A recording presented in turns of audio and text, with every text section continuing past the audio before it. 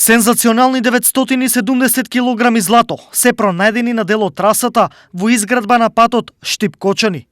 Веста која овдешните жители буквално ги избезуми и ги натера на несоница ги стави во тешки дилеми, ја потврдуваат самите жители на ова село. Меѓу населението се зборува дека е најдено 960 кила злато на 4 метра длабина и најдено е коски од човечки тела и локацијата е према Жиганци Соколарци. Знаете ли дали е на нивата на некој собственик точно, дали се знае? Нивата е од Жигански атар, а собственик од Чешиново. Само не му знам името на човеко, важно. Тоа е тоа. Каде отиде тоа злато? Разбрате ли кој го зема?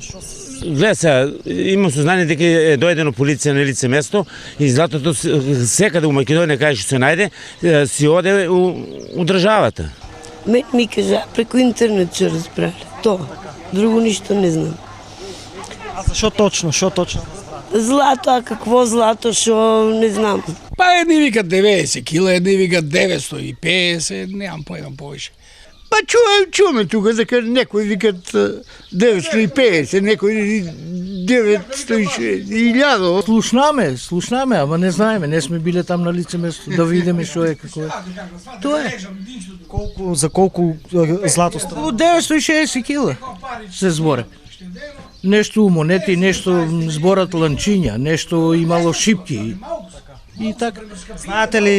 Знаете ли го местото, знаете ли дали има собственик на местото, на нивата? Тоа место не е у Жиганци, тоа место е у Соколарци. Соколарски атар е тоа. За нив, баслосновното богатство кое им било толку блиску е надеж дека можеби оваа приказна ќе има и продолжение. Местото позади мене е локацијата каде што пред 2 дена е пронајдено безмалку 1 тон злато. Жителите од околните села, Уларци, Соколарци и Жиганци, веќе 2 дена живеат во еуфорија.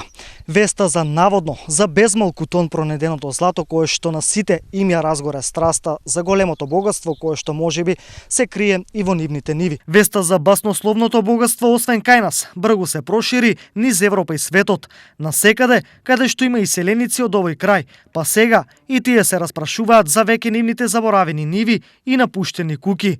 Според постари жители од ова село, златото најверојатно припаѓа на турци, кои масовно од овие краеви се повлекувале во периодот на Балканските војни.